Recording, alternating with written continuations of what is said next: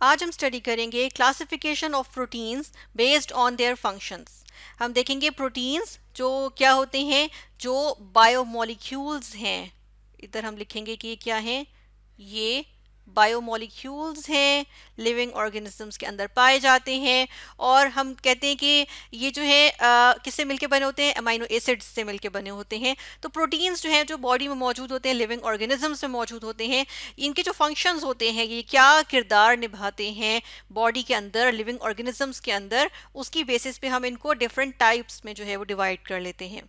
सबसे पहले जैसे कि आ जाएगी, सबसे पहले आ जाते हैं एंजाइम्स। एंजाइम्स क्या हैं, ये प्रोटीन्स होते हैं और इनको हम आमतौर पे क्या कह रहे होते हैं, जो सबसे इनकी आसान या सबसे ज़्यादा इस्तेमाल होने वाली इनकी जो डेफिनेशन होती है वो क्या होती है कि ये बायोलॉजिकल कैटलिस्ट्स होते हैं। और बायोलॉजिकल, अगर बायोलॉजिकल से पहले हम कैटलिस्ट की बात करें तो कैटलिस्ट हम कहते हैं ऐसे सब्सटेंसेस को जो क्या करते हैं, जो किसी भी रिएक्शन को स्पीड अप करते हैं लेकिन खुद उसमें इन्वॉल्व नहीं हो जाते, खुद यानी कि रिएक्टेंट नहीं बन जाते, उसमें जो है वो हिस्सा नहीं लेते, लेकिन उसको स्पीड अप करते हैं। अब जब बायोलॉजिकल कैटलिस्ट की बात करेंगे तो डेफिनेटली ऐसी चीज़ होगी जो लिविंग ऑर्गेनिज्म से रिलेटेड होगी। तो जो लिविंग ऑर्गेनिजम्स में कैटलिस्ट होते हैं, जिन्हें बायोलॉजिकल कैटलिस्ट कहते हैं, वो एंजाइम्स होते हैं। अच्छा, सबसे पहले तो यहाँ पर हम इनकी हेडिंग्स दे देते हैं कि कौन सा कॉलम किस चीज़ को रिप्रेजेंट करेगा। पहले कॉलम में हम यहाँ पर नेम ऑफ प्रोटीन मेंशन करेंगे, नेक्स्ट कॉलम में हम उसका फंक्शन मेंशन करेंगे, और जो लास्ट कॉलम है इसमें हम एग्जाम्पल्स ले आएंगे। तो हमने कहा कि नेम ऑफ प्रोटीन है एंजाइम्स, फंक्शन क्या आ गया, ये बायोलॉजिकल कैटलिस्ट होते हैं जो लिविंग ऑर्गेनिजम्स में रिएक्शंस होते हैं या मेटाबॉलिज्म होता है, उसको क्या करता है, बायोलॉजिकल रिएक्शंस को स्पीड अप करते हैं। और इसकी एग्जांपल्स क्या आ जाएंगी, इसकी एग्जांपल्स आ जाएंगी प्रोटीएजेस। ये वो एंजाइम्स होते हैं जो डाइजेशन के प्रोसेस में प्रोटीन्स को डाइजेस्ट करने के लिए जो है वो यूज़ होते हैं। बल्कि यूज़ नहीं होंगे क्योंकि एंजाइम्स यूज़ तो नहीं होते, लेकिन अपना रोल प्ले करते हैं।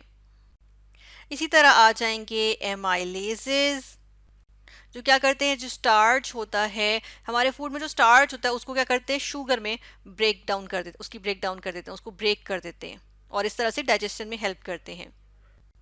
और जो लाइपेज एंजाइम्स होते हैं वो क्या करते हैं डाइजेशन में, वो जो फैट होते हैं ना, फैटी कंटेंट होता है हमारे फूड में, उसको जो है वो इस तरह से ब्रेक डाउन करते हैं कि वो हमारी बॉडी आराम से उसको एब्जॉर्ब कर सके।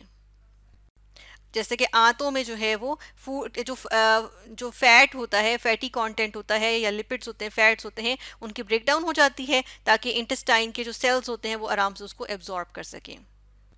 नेक्स्ट आ जाते हैं स्ट्रक्चरल प्रोटीन्स। अब इनके नाम से ही देखिए इनका फंक्शन जाहिर हो रहा है कि स्ट्रक्चरल प्रोटीन्स यानी कि ये क्या करते हैं, ये स्ट्रक्चरल सपोर्ट प्रोवाइड करते हैं। फॉर एग्जाम्पल इसमें कनेक्टिव टिश्यूज़ के अंदर ये प्रेजेंट होते हैं। और क्या करते हैं कनेक्टिव टिश्यूज़ किसके, जिस तरह से टेंडन्स होते हैं। टेंडन्स क्या होते हैं, ऐसे टिश्यूज़ होते हैं, सॉफ्ट टिश्यूज़ होते हैं जो क्या करते हैं कि बोन्स को मसल के साथ जो है वो अटैच करते हैं। इसी तरह मसल्स के भी जो टिश्यूज़ होते हैं, यहाँ पर हम लिखेंगे मसल्स के भी जो कनेक्टिव टिश्यूज़ होते हैं, उसके अंदर जो प्रोटीन्स होते हैं वो स्ट्रक्चरल प्रोटीन्स होते हैं, क्योंकि ये सपोर्ट भी प्रोवाइड करते हैं और मूवमेंट में भी हेल्प करते हैं। फॉर एग्जांपल, अब यहाँ पर इसकी एग्जांपल कौन कौन सी आ जाएंगी, फॉर एग्जांपल कोलेजन इसकी एग्जांपल आ जाएगी। और मैमल्स में सबसे ज़्यादा पाया जाने वाला जो प्रोटीन होता है वो कोलेजन ही होता है। इसी तरह इलास्टिन है, केराटिन है, ये क्या हैं, ये डिफरेंट प्रोटीन्स हैं जो स्ट्रक्चरल प्रोटीन्स हैं, क्योंकि ये स्ट्रक्चरल सपोर्ट प्रोवाइड करते हैं। जैसे कि केराटिन प्रोटीन मौजूद होता है किसमें, बालों में और नेल्स में। इसके बाद आ जाते हैं स्टोरेज प्रोटीन्स। स्टोरेज प्रोटीन्स जो हैं ये क्या करते हैं, ये मेटल आयंस को स्टोर करते हैं और डिफरेंट न्यूट्रिएंट्स को स्टोर करते हैं। फॉर एग्जांपल, अगर इसकी हम एग्जांपल देखें तो आ जाती है फेरेटिन। फेरेटिन ऐसा प्रोटीन है जो क्या करता है, जो किसको स्टोर करता है, ये स्टोर करता है, सॉरी हम यहाँ पे एफ लिख रहे हैं, इसको हम यहाँ पर लिखेंगे आयरन को। फेरेटिन जो है एक ऐसा प्रोटीन है जो आयरन को स्टोर करता है। इसी तरह प्लांट्स में भी स्टोरेज प्रोटीन्स होते हैं जो क्या करते हैं, डिफरेंट न्यूट्रिएंट्स जैसे कि कार्बन हो गया, नाइट्रोजन हो गया, उनको स्टोर कर लेते हैं। इसके बाद हम बात करेंगे ट्रांसपोर्ट प्रोटीन्स की।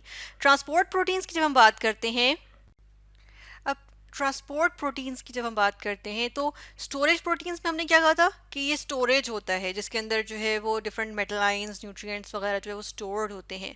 ट्रांसपोर्ट और स्टोरेज प्रोटीन जो है वो थोड़े मिलते जुलते होते हैं क्योंकि ट्रांसपोर्ट प्रोटीन क्या करते हैं इसके ये जो है वो डिफरेंट इन आइंस को न्यूट्रिएंट्स को बाइंड कर लेता है और उसके बाद क्या करता है इनको जो है वो ट्रांसपोर्ट करता है टू डिफरेंट सेल्स या टू डिफरेंट बॉडी पार्ट्स। इसकी एग्जाम्पल की बात करें तो हीमोग्लोबिन इसकी एक अच्छी एग्जाम्पल है। हीमोग्लोबिन क्या करता है, हीमोग्लोबिन जो है ये ऑक्सीजन को ट्रांसपोर्ट करता है पूरी बॉडी में। ठीक है, हीमोग्लोबिन क्या है, ये ट्रांसपोर्ट प्रोटीन है। अब जब हम सांस लेते हैं तो क्या होता है, जब लंग्स से अंदर जाते हैं हवा अंदर जाती है तो ऑक्सीजन रिच होती है, उसमें से ऑक्सीजन जो है वो हीमोग्लोबिन के साथ बाइंड करती है। हीमोग्लोबिन मौजूद होता है ब्लड में और ये क्या होता है, ये सब जगह पे जो है वो ट्रांसपोर्ट होते हैं और इस तरह से ऑक्सीजन जो है वो सब जगह ट्रांसपोर्ट होती है पूरी बॉडी में। फिर आ जाते हैं रेस्पिरेटरी प्रोटीन्स। रेस्पिरेटरी प्रोटीन्स क्या करते हैं, रेस्पिरेटरी प्रोटीन्स जो हैं वो रेस्पिरेशन के प्रोसेस को जो है वो इन्हेंस करते हैं, उसमें मदद देते हैं। यानी कि क्या करते हैं, जो ऑक्सीजन को ट्रांसपोर्ट करने की जो कैपेसिटी होती है किसकी, ब्लड की जो कैपेसिटी होती है ना कि वो ऑक्सीजन को पूरी बॉडी में ट्रांसपोर्ट करता है, हर सेल तक पहुंचाता है ऑक्सीजन को। ऑक्सीजन के बगैर तो हमारी जिस्म का कोई भी सेल काम नहीं कर पाएगा, तो ऑक्सीजन को जो है वो हर सेल तक ट्रांसपोर्ट करता है पूरी बॉडी तक, वो ब्लड करता है। ब्लड की इस कैपेसिटी को बढ़ाने के लिए क्या होते हैं, कुछ सर्टेन प्रोटीन्स होते हैं। फॉर एग्जांपल कौन सा प्रोटीन आ जाएगा, फॉर एग्जांपल हीमोग्लोबिन। ऊपर भी हमने बात की थी कि हीमोग्लोबिन जो है वो क्या करता है, ऑक्सीजन को ट्रांसपोर्ट करता है, क्योंकि अपने साथ ही क्या कर लेता है, ऑक्सीजन को बाइंड कर लेता है। इसका जो अंदर जो हीम का ग्रुप होता है जिसमें आयरन मौजूद होता है, तो उसके साथ जो है वो 4 ऑक्सीजन कम अज़ कम बाइंड हो सकते हैं। तो यानी 4 ऑक्सीजन बाइंड हो जाते हैं, तो बाइंड करके ट्रांसपोर्ट करता है। तो क्या कर रहा है, देखिए कि हीमोग्लोबिन फिर एक रेस्पिरेटरी प्रोटीन भी हुआ ना, क्योंकि ये ब्लड की जो ऑक्सीजन को ट्रांसपोर्ट करने की कैपेसिटी है उसको इन्हेंस कर रहा है, उसको बढ़ा रहा है। फिर आ जाते हैं प्रोटीन्स जिन्हें हम कहते हैं हॉर्मोन्स। हॉर्मोन्स क्या होते हैं, ये होते हैं, हॉर्मोन्स क्या होते हैं, products of endocrine glands. Endocrine glands क्या होते हैं, ये ऐसे कुछ ऑर्गन्स होते हैं खास बॉडी में, या कुछ गदूद होते हैं, ग्लैंड्स होते हैं जो क्या करते हैं, कुछ खास केमिकल्स रिलीज करते हैं। वो खास केमिकल्स क्या होते हैं, वो हार्मोन्स होते हैं। अब हार्मोन्स जो होते हैं वो 2 तरह के हो सकते हैं या मुख्तलिफ तरह के होते हैं। तो हम कहते हैं कि जो हार्मोन्स क्या करते हैं, प्रोटीन इन नेचर होते हैं, हम उनकी बात कर रहे हैं। यानी कि कुछ हार्मोन्स होते हैं वो प्रोटीन इन नेचर भी होते हैं, तो प्रोटीन हार्मोन्स होते हैं। फॉर एग्जाम्पल, इसकी एग्जाम्पल हम यहाँ पर पहले देख लेते हैं। जैसे कि आ जाते हैं ग्रोथ हार्मोन्स। ग्रोथ हार्मोन्स जो है वो हमारी क्या करते हैं कि जो हमारी हाइट होती है इसको रेगुलेट करते हैं। इसके अलावा जो है बोन्स के स्ट्रक्चर को रेगुलेट करते हैं। इसके अलावा अगर इंसुलिन की बात करें, ये भी एक हार्मोन है और ये भी प्रोटीन इन नेचर है। तो ये क्या करता है, ये ब्लड के अंदर जो ग्लूकोज का लेवल होता है उसको रेगुलेट करता है, उसको मेंटेन करता है, उसको जो है वो देखता है कि जो है वो इंक्रीज कर रहा है डिक्रीज कर रहा है, उसको रेगुलेट करता है। तो एंडोक्राइन ग्लैंड्स क्या है, बेसिकली ऐसे ग्लैंड्स होते हैं बॉडी के अंदर जो क्या करते हैं, केमिकल्स रिलीज करते हैं जिन्हें हार्मोन्स कहते हैं। और ये हार्मोन्स जो है वो कहाँ रिलीज होते हैं, ब्लड में रिलीज होते हैं, जो पूरी बॉडी तक पहुंचते हैं, बॉडी के मुख्तलिफ हिस्सों तक पहुंचते हैं। तो कुछ हार्मोन्स स्टीरॉइड्स भी होते हैं और कुछ हार्मोन्स जो हैं वो प्रोटीन इन नेचर होते हैं। तो यहाँ पे हमने 2 प्रोटीन हार्मोन्स की बात की, ग्रोथ हार्मोन्स और इंसुलिन। अब आ जाते हैं कॉन्ट्रैक्टाइल प्रोटीन्स। कॉन्ट्रैक्टाइल प्रोटीन्स कौन से प्रोटीन्स होते हैं, जो कॉन्ट्रैक्टाइल प्रोसेसेस में इन्वॉल्व होते हैं, जैसे कि कॉन्ट्रैक्शन ऑफ मसल्स आ गई। इसी तरह जो है वो हम मूवमेंट की बात करते हैं, तो इनमें जो प्रोटीन्स इन्वॉल्व होते हैं, फंक्शन करते हैं, उन्हें क्या कहते हैं, कॉन्ट्रैक्टाइल प्रोटीन्स। इसकी एग्जांपल अगर हम देखें कौन सी आ जाती हैं, इसकी एग्जांपल्स आ जाती हैं एक्टिन और मायोसिन। एक्टिन और मायोसिन जो है 2 मसल्स के अंदर जो है वो हम कहते हैं कि कॉन्ट्रैक्टाइल प्रोटीन्स होते हैं जो क्या करते हैं, मसल्स की कॉन्ट्रैक्शन और मूवमेंट में जो है वो इन्वॉल्व होते हैं। और फाइनली आ जाते हैं एंटीबॉडीज। एंटीबॉडीज क्या होती हैं, ये प्रोटेक्टिव प्रोटीन्स होते हैं।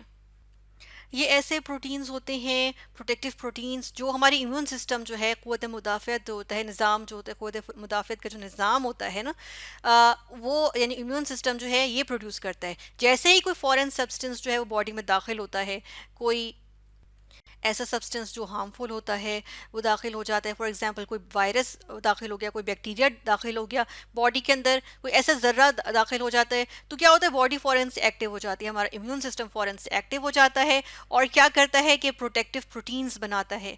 ये प्रोटीन्स क्या करते हैं, हमारी बॉडी को जो है वो प्रोटेक्ट करते हैं फ्रॉम फॉरेन सब्सटेंसेस जो कि हार्मफुल हो सकते हैं। और इसकी एग्जांपल आ जाएगी इम्यूनोग्लोबुलिन्स, जो कि क्या है, एंटीबॉडीज़ होती हैं। ये क्या है, ये प्रोटेक्टिव प्रोटीन्स हैं।